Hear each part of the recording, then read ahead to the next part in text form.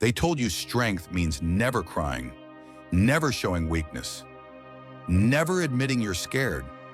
But that's the biggest lie modern society sold you, and it's destroying you from the inside out. Real strength has nothing to do with pretending you're unbreakable. The ancient Stoics knew something we forgot, something that would shock most people today.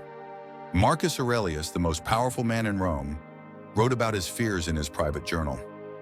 Seneca admitted his anxieties. Epictetus talked about pain. These weren't weak men. They were the strongest minds in history, but they understood something we don't. Strength isn't about being emotionless. It's about something completely different. And once you understand what they knew, you'll never look at strength the same way again. Most people today are walking around with a fake version of strength. They bottle up emotions until they explode. They pretend everything's fine when they're falling apart inside. They think admitting struggle means admitting defeat, and society rewards this fake strength.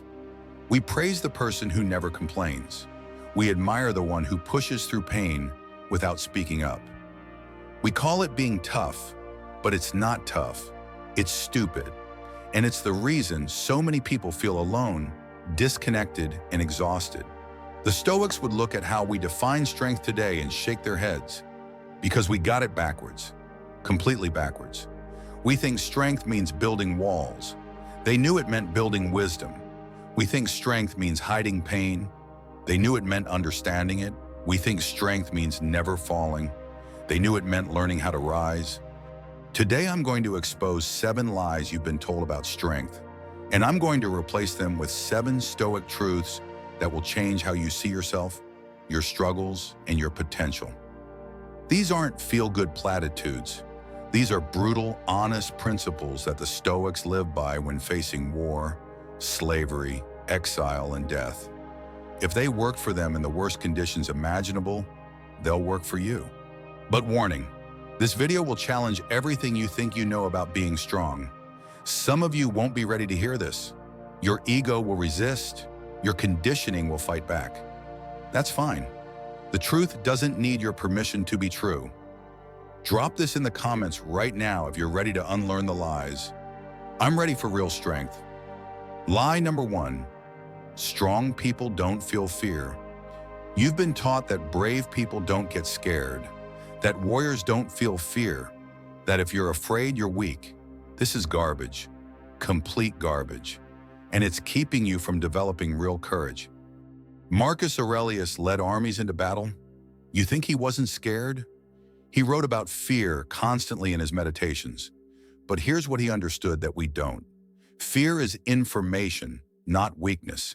Fear tells you something important is happening, something that matters, something that could change your life. The problem isn't feeling fear. The problem is letting fear make your decisions. There's a massive difference between feeling afraid and being controlled by fear. The Stoics felt fear just like you do, but they developed something most people never develop: the ability to act despite fear. Seneca wrote, "Every new thing excites the mind, but a mind that seeks truth turns from the new and seeks the old." He's saying fear of the unknown is natural. It's human. It's not something to be ashamed of. It's something to work with. Think about it. If you never felt fear, you'd walk into traffic, you'd jump off buildings, you'd make terrible decisions that would destroy your life. Fear exists to protect you. But somewhere along the way, we decided that feeling fear meant being weak. So we started pretending we don't feel it. We put on masks. We act tough. We lie to ourselves and everyone around us. Seneca wrote, "Every new thing excites the mind, but a mind that seeks truth turns from the new and seeks the old." He's saying fear of the unknown is natural. It's human. It's not something to be ashamed of. It's something to work with. Think about it. If you never felt fear, you'd walk into traffic, you'd jump off buildings, you'd make terrible decisions that would destroy your life. Fear exists to protect you. But somewhere along the way, we decided that feeling fear meant being weak. So we started pretending we don't feel it. We put on masks. We act tough. We lie to ourselves and everyone around us. Real strength is saying, yes, I'm scared, and I'm going to do it anyway. That's what the Stoics practiced. They called it courage. Not the absence of fear, but action in the presence of fear. You know what's really weak? Letting fear stop you without even trying. Avoiding challenges because you might fail. Staying in your comfort zone because growth is scary. That's not strength. That's cowardice dressed up as caution. The next time you feel fear, don't judge yourself. Don't pretend it's not there. Acknowledge it. Thank it for trying to protect you. Then ask yourself this Stoic question. What would I do if I was brave? And then do that thing. Not because you're not scared, but because you're bigger than your fear. Lie number 2, strength means never asking for help. This lie has destroyed more lives than any war. The idea that strong people handle everything alone, that asking for help is admitting defeat, that independence means isolation. It's not just wrong, it's dangerous. Marcus Aurelius, Emperor of Rome, had advisors. He had teachers. He had friends he turned to for wisdom. Was he weak? Epictetus studied under Musonius Rufus. Was he weak? Seneca had mentors and colleagues. Was he weak? The Stoics understood something we've forgotten. Humans are social creatures. We're designed to work together, learn from each other, support each other. They called it sympatheia, universal connection. Everything is connected. Everyone is connected. Pretending you're separate, that you don't need anyone, that's not strength. That's delusion. You know what takes real strength? Admitting you don't know something. Asking someone who does. That requires humility. And humility isn't weakness, it's wisdom. It's understanding your limitations and working to overcome them.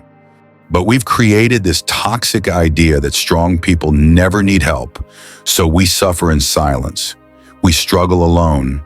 We carry weights that would be lighter if we just asked someone to help us carry them. And for what? To protect an image? To maintain a facade? That's not strength, that's ego. And ego is weakness pretending to be strength. The Stoics believed in something called the view from above. Imagine looking at Earth from space. You see how small you are, how connected everything is, how silly it is to pretend you're independent when you're a part of this massive interconnected system. You depend on others for food, for shelter, for knowledge, for everything. Pretending otherwise isn't strong, it's ignorant. Real strength is knowing when you need help and having the courage to ask for it. It's understanding that we're all struggling with something. We're all fighting battles others can't see. And sometimes the strongest thing you can do is say, I can't do this alone. Lie number 3, strong people don't change their minds. Society tells you that changing your mind is flip-flopping, that admitting you were wrong is weakness, that consistency means never evolving. This is insane. And it's why so many people stay stuck in beliefs that don't serve them anymore. Real strength is knowing when you need help and having the courage to ask for it. It's understanding that we're all struggling with something. We're all fighting battles others can't see. And sometimes the strongest thing you can do is say, I can't do this alone. Lie number 3, strong people don't change their minds. Society tells you that changing your mind is flip-flopping, that admitting you were wrong is weakness, that consistency means never evolving. This is insane. And it's why so many people stay stuck in beliefs that don't serve them anymore. The Stoics had a different view. They believed in something called catalepsis, constantly updating your understanding based on new information. They didn't see changing your mind as weakness, they saw it as growth. Seneca wrote, every man is in bondage to fear who depends upon chances for his happiness. You know what's a chance? Holding on to beliefs just because you've always held them. That's not strength, that's fear. Fear of admitting you were wrong, fear of looking inconsistent, fear of growth. Marcus Aurelius literally changed his mind in his own journal. You can read his meditations and watch him argue with himself, correct himself, evolve his thinking. Was he weak, or was he strong enough to admit when he was wrong? The problem is we've attached our identity to our beliefs. So when someone challenges our beliefs, it feels like they're challenging us. We get defensive, we dig in. We'd rather be wrong than admit we're wrong. That's not strength, that's fragility. Real strength is saying, I used to think this, but now I have new information, so I think this instead. That takes courage, because people will judge you. They'll call you inconsistent. They'll say you don't know what you believe. Let them. While they're stuck in outdated beliefs, you're growing. While they're defending positions that don't work, you're finding ones that do. The Stoics believed in testing everything against reality. Does this belief serve me? Does it make me better? Does it align with virtue? If not, change it. Don't hold on to ideas just because they're familiar. Don't defend positions just because you've always defended them. Think about all the beliefs you had 5 years ago, 10 years ago. Would you want to be stuck with those forever? Of course not. You've grown, you've learned, you've evolved. That's not weakness. That's what humans do. We adapt, we improve, we become better versions of ourselves. Line number 4, strength means never showing emotion. This might be the most destructive lie of all, that strong people don't cry, don't get angry, don't show sadness. That emotional expression is weakness. This isn't just wrong, it's the opposite of what the Stoics actually taught. The Stoics weren't emotionless robots. They felt everything you feel. The difference? They understood their emotions instead of being understood by them. They observed their emotions instead of being controlled by them. They expressed their emotions appropriately instead of suppressing them or exploding with them. Marcus Aurelius mourned when his children died. Multiple children. You think he didn't cry? You think he didn't feel that pain? He wrote about it. He processed it. He felt it fully, but he didn't let it destroy him. That's the difference. Seneca wrote letters about grief when his friend died. Real, raw, human grief. He didn't hide it. He didn't pretend it wasn't there. He examined it, understood it, learned from it. That's strength. Not the absence of emotion, but the presence of wisdom about emotion. But somewhere along the way, we confused stoicism with being stoic with a lowercase s. We thought it meant being cold, unfeeling, disconnected. That's not stoicism. That's emotional constipation. And it's killing people, literally. Men especially are dying because they won't express emotion. They won't ask for help. They won't admit they're struggling. The Stoics believed in something called apatheia, but it doesn't mean not feeling. It means not being controlled by feeling. There's a huge difference. One is impossible and unhealthy. The other is the key to freedom. You're human. You're going to feel things. Joy, sadness, anger, fear, love, hate, all of it. That's not weakness. That's being alive. The weakness is when you let those emotions make your decisions for you. When you do something you regret because you were angry. When you avoid something important because you were scared. When you hurt someone because you were hurt. Real strength is feeling the emotion fully, understanding why you're feeling it, and then choosing your response based on wisdom, not impulse. It's crying when you need to cry, but not drowning in tears. It's feeling anger when something is unjust, but not letting anger turn you unjust. It's experiencing fear when facing danger, but not letting fear stop you from doing what's right. Line number 5, strong people never rest. Hustle culture tells you that rest is for the weak, that sleep is for losers, that if you're not grinding 24/7, you're falling behind.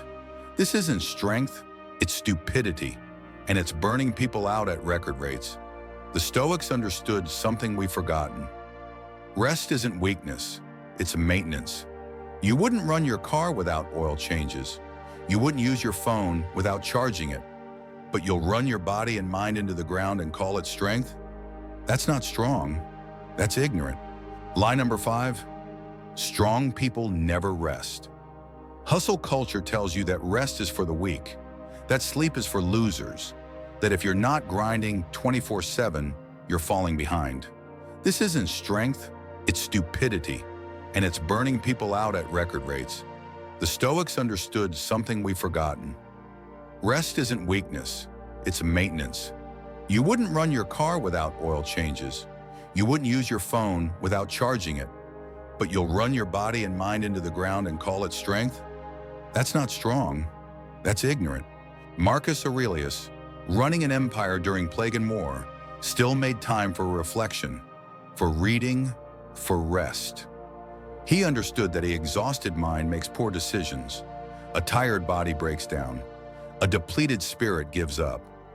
Seneca wrote about the importance of leisure, not lazy, mindless consumption, but intentional rest. Time to think, time to process, time to recover. He knew that constant motion isn't progress. Sometimes it's just motion. But we've created this culture where being busy equals being important, where exhaustion is a badge of honor, where rest is seen as weakness. So people work themselves to death. Literally, they sacrifice their health for productivity. They sacrifice their relationships for success. They sacrifice their sanity for achievement. And what do they achieve? Burnout, breakdown, bitterness. That's not strength. That's not success. That's slow suicide disguised as ambition. Real strength is knowing when to push and when to rest. It's understanding that recovery is part of performance. It's recognizing that a rested mind is a sharp mind, a recovered body is a strong body, a peaceful spirit is a powerful spirit.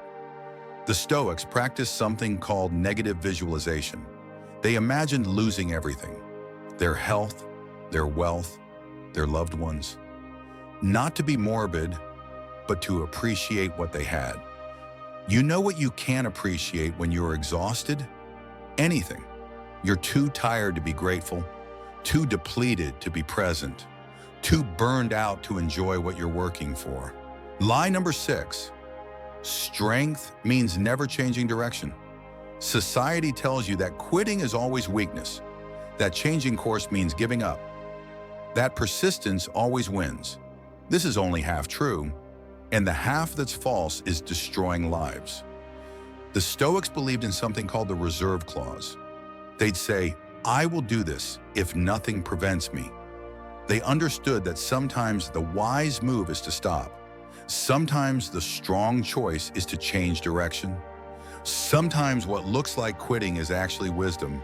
Marcus Aurelius wrote, "Be like the rocky headland on which the waves constantly break. It stands firm, and round it the seething waters are laid to rest." Notice he didn't say, be like a wall that never moves. He said, be like something that stands firm, but also adapts to the water around it. But we've been taught that changing direction is failure. So people stay in toxic relationships because leaving would be quitting. They stay in soul-crushing jobs because changing would be giving up. They pursue goals that no longer serve them because abandoning them would be weak. That's not strength. That's stubbornness. And stubbornness is just fear dressed up as determination. Real strength is admitting when something isn't working. It's having the courage to change course when you realize you're going the wrong direction. It's understanding that not all persistence is virtuous. Sometimes it's just stupid. The Stoics called this practical wisdom. Knowing when to push forward and when to step back, when to fight and when to retreat, when to hold on and when to let go. This isn't weakness, it's intelligence. Think about it. If you're climbing a mountain and realize you're on the wrong mountain, is it strength to keep climbing, or is it strength to climb down and find the right mountain? If you're in a relationship that's destroying you, is it strength to stay, or is it strength to leave? If you're pursuing a goal that no longer aligns with who you've become, is it strength to continue, or is it strength to choose a new goal? Lie number 7. Strong people are born, not made. This is the ultimate lie, that strength is genetic, that you either have it or you don't, that some people are just naturally strong while others are naturally weak. This isn't just false, it's an excuse, and it's keeping you from becoming who you could be. The Stoics believed that virtue could be taught, that wisdom could be developed, that strength could be built. They didn't believe in natural-born warriors. They believed in trained minds and disciplined choices. Epictetus was born a slave, literally owned by another human. You think he was born strong? He became strong through philosophy, through practice, through choice. Marcus Aurelius was born into privilege. You think that automatically made him strong? He had to work at it every day, writing in his journal, reminding himself of Stoic principles, choosing virtue over vice. But we love the myth of natural talent. It lets us off the hook. If strength is genetic, then we don't have to try. We can just say, "I'm not naturally strong," and give up. That's not wisdom. That's cowardice. Real strength is built decision by decision, choice by choice, day by day. It's choosing to face fear when you could avoid it. It's choosing to admit wrongness when you could defend yourself. It's choosing to rest when you could push yourself to breakdown. It's choosing wisdom over ego, virtue over comfort, growth over stagnation. The Stoics had a concept called premeditatio malorum, imagining bad things happening. Not to be negative, but to build mental strength, to practice handling difficulty before it arrives, to strengthen their minds like others strengthen their bodies. You're not weak because you were born weak. You're weak because you've made weak choices, and that's actually good news. Because if weakness is a choice, so is strength. You can start choosing differently right now, today, this moment. Every time you choose comfort over growth, you're choosing weakness. Every time you choose ego over wisdom, you're choosing weakness. Every time you choose the easy path over the right path, you're choosing weakness. But every time you choose the opposite, you're building strength. Real strength, Stoic strength. The ancient Stoics didn't have superhuman genetics. They had human struggles just like you. They faced loss, pain, fear, uncertainty, death. The difference? They chose to face these things with wisdom instead of ignorance, with virtue instead of vice, with strength instead of weakness. And here's the truth that changes everything. You have the same choice right now, today. You can choose to believe the lies society told you about strength, or you can choose to embrace what the Stoics knew. That real strength isn't about being invulnerable, it's about being wise. It's not about being emotionless, it's about being intentional. It's not about being perfect, it's about being virtuous. The lies we've been told about strength are comfortable. They let us off the hook. They give us excuses. They allow us to stay weak while pretending we're strong. But comfort isn't what you need. Truth is what you need. And the truth is this: you're stronger than you think, but weaker than you pretend. You have more potential than you realize, but less time than you assume. You can become genuinely strong, but only if you stop accepting fake strength. The Stoics left us a blueprint, not for becoming invincible, but for becoming wise. Not for avoiding struggle, but for handling it well. Not for eliminating emotion, but for understanding it. Not for being perfect, but for being better. This is your choice. Keep believing the lies and stay stuck, or embrace the truth and start growing. Keep pretending you're strong while being secretly weak, or admit your weakness and start building real strength. Keep waiting for strength to find you, or start building it choice by choice. Subscribe if you're ready for more uncomfortable truths,